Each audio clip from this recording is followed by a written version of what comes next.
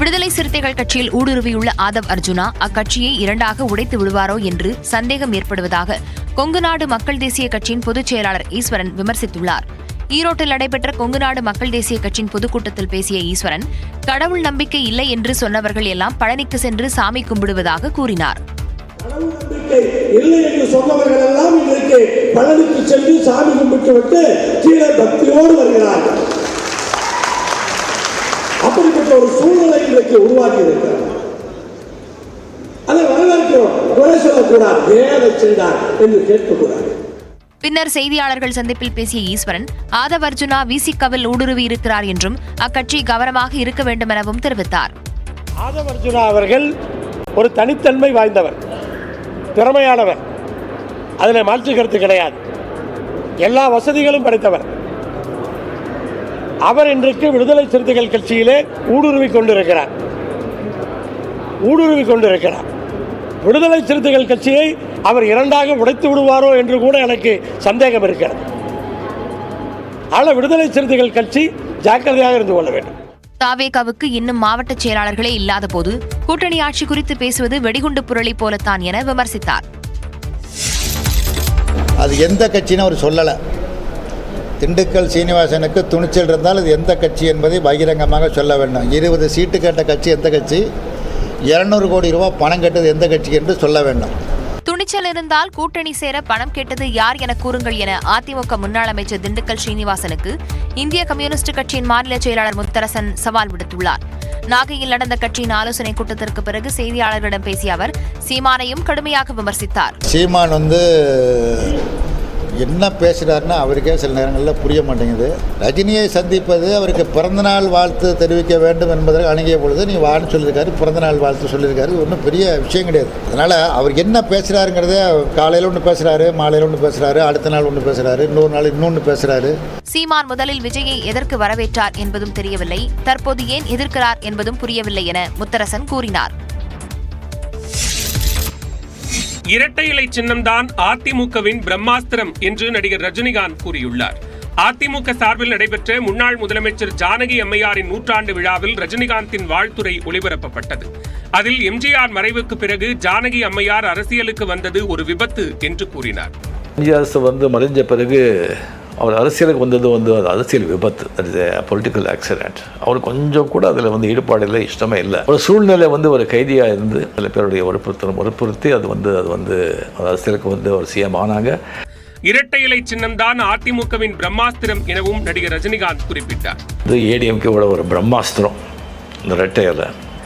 ஜெயலலிதா அவரை கூப்பிட்டு, இந்த பாருமா, இந்த அரசியல் எனக்கு சரிப்பட்டு வராது, அதுக்கு நீங்கள் தான் கரெக்ட், நீங்கள் இந்த திறமை இருக்குது, அந்த தைரியம் இருக்குது, அந்த பக்குவம் இருக்குது, அந்த பெரிய அந்த கழகத்தை முன்னு கொண்டு வர்றதுக்கு அதை இன்னும் பெருசாகிறதுக்கு உங்களால் தான் முடியும், என்னால் அது முடியாது, எங்கே சைன் பண்ணுன்னு சொல்லு, நான் சைன் பண்ணுறேன்னு சொல்லிவிட்டு ஃபுல்லாக சைன் பண்ணி ரெட்டை இலையை வெளியே இது பண்ணி அது கம்ப்ளீட்டாக ஜெயலலிதா அம்மாக்கிட்ட அதை ஒப்படைச்சு அரசியலிருந்து ஒதுங்கிட்டார். ஜானகி அம்மையாரின் நூற்றாண்டு விழாவை விமர்சையாக கொண்டாடும் எடப்பாடி பழனிசாமி மற்றும் அதிமுகவினருக்கு மனமார்ந்த நன்றி தெரிவிப்பதாகவும் நடிகர் ரஜினிகாந்த் குறிப்பிட்டார். அரசியலுக்கு தான் வருவதாக பலரிடம் ஆலோசனை கேட்டபோது அவர்களுடைய கருத்துக்கள் தனக்கு நிம்மதியை இழக்கச் செய்யக்கூடிய வகையில் இருந்ததாக நடிகர் ரஜினிகாந்த் தெரிவித்தார். முன்னாள் முதலமைச்சர் ஜானகி அம்மையாரின் நூற்றாண்டு விழாவை ஒட்டி வாழ்த்துரை வழங்கியவர் தான் அரசியலுக்கு வருவதாக அறிவித்த போது நடைபெற்ற சம்பவங்களை நினைவு கூர்ந்தார். நான் 17 அரசியலுக்கு நான் வர்றேன்னு சொன்னேன். அதுக்கப்புறம் நிறைய பேர் சந்திச்சேன், நிறைய பேர் ஆலோசனை சொல்ல வர்றாங்க. அந்த ஆலோசனைலாம் கேட்டால் நம்ம அவ்வளோதான், எல்லாத்தையும் எழுந்து நிம்மதி எல்லாமே எழுந்து போயிட வேண்டியதுதான். அது தெரிஞ்சு சொல்கிறாங்களா தெரியாமல் சொல்கிறாங்களா அப்படின்னு தெரியாது. அரசியல் முடிவுகளை எடுக்கும் போது நம்முடைய மகிழ்ச்சியையும் தாண்டி பிறருடைய மகிழ்ச்சியையும் கருத்தில் கொண்டுதான் முடிவெடுக்க வேண்டும் என்று ரஜினிகாந்த் குறிப்பிட்டார்.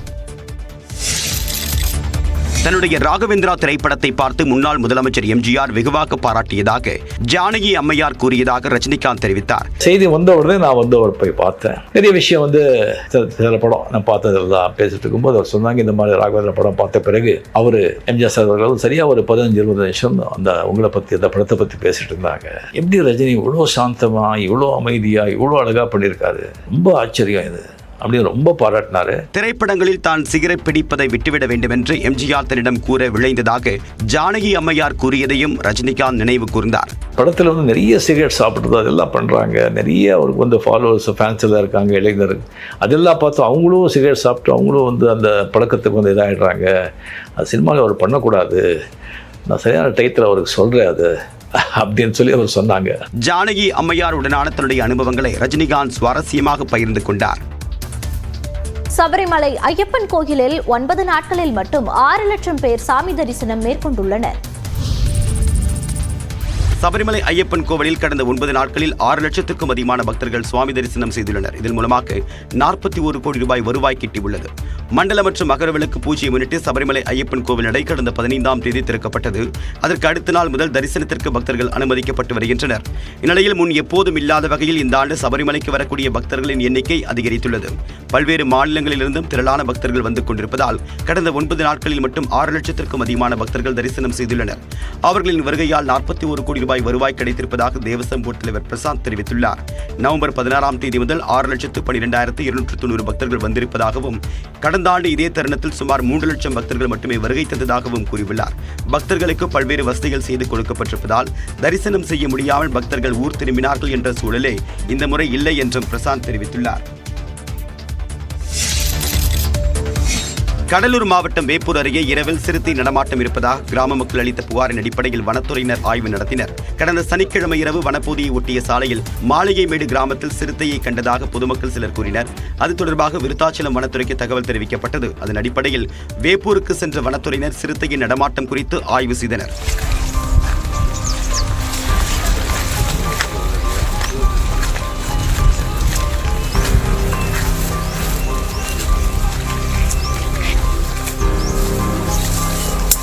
சிறுத்தையின் கால் தடங்கள் எதுவும் இல்லாததை வனத்துறையினர் உறுதி செய்தனர். இதனைத் தொடர்ந்து சிறுத்தை நடமாட்டம் என்ற தகவல் வதந்தி என்றும் பொதுமக்கள் அச்சப்பட தேவையில்லை என்றும் ஒலிபெருக்கி மூலமாக அறிவுறுத்தினர்.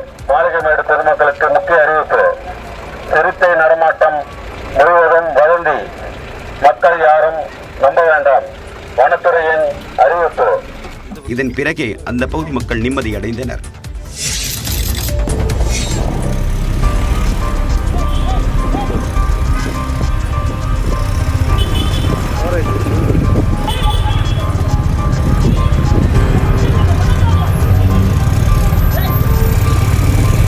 கொடைக்கானலில் தாயிடமிருந்து பிரிந்து சாலையில் தறிக்கெட்டு ஓடிய இந்த காட்டெருமை குட்டியை சுமார் 2 மணி நேரம் போராடி வனத்துறையினர் மீட்டனர். திண்டுக்கல் மாவட்டம் கொடைக்கானலில் கடந்த சில நாட்களாக காட்டெருமைகள் குடியிருப்பு பகுதிகளில் முகாமிட்டு வருகின்றன. இந்நிலையில் 7 ரோடு பகுதியில் தாயிடமிருந்து பிரிந்த காட்டெருமை குட்டி ஒன்று சாலையில் அங்கும் இங்குமாக ஓடியது.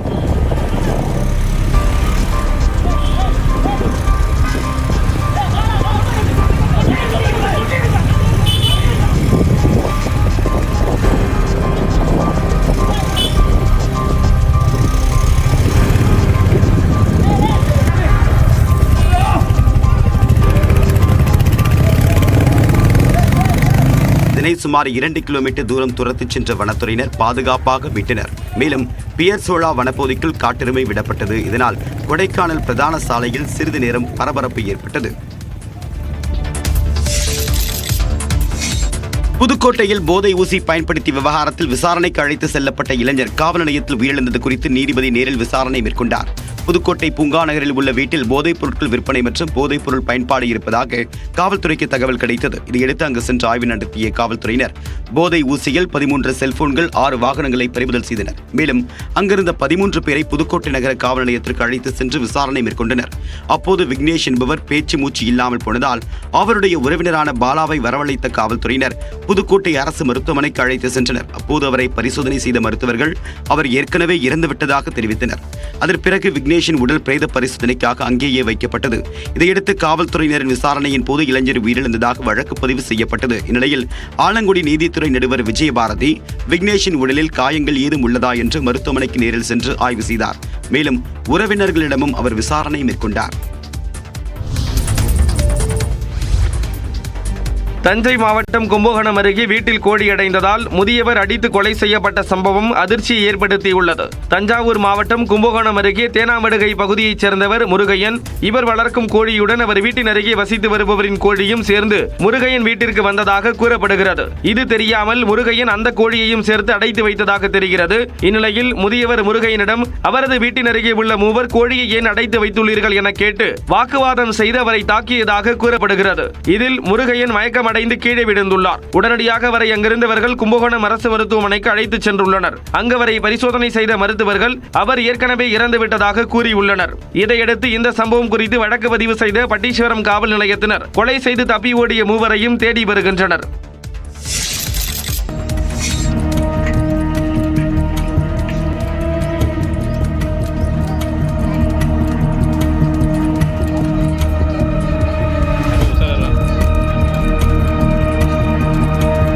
திருவண்ணாமலை மாவட்டத்தில் பித்தளை குடத்திற்குள் சிக்கிக்கொண்ட 5 வயது பெண் குழந்தையின் 2 கால்கள் த்ரில்லிங்காக வெளியே எடுக்கப்பட்ட காட்சிகளே இவை.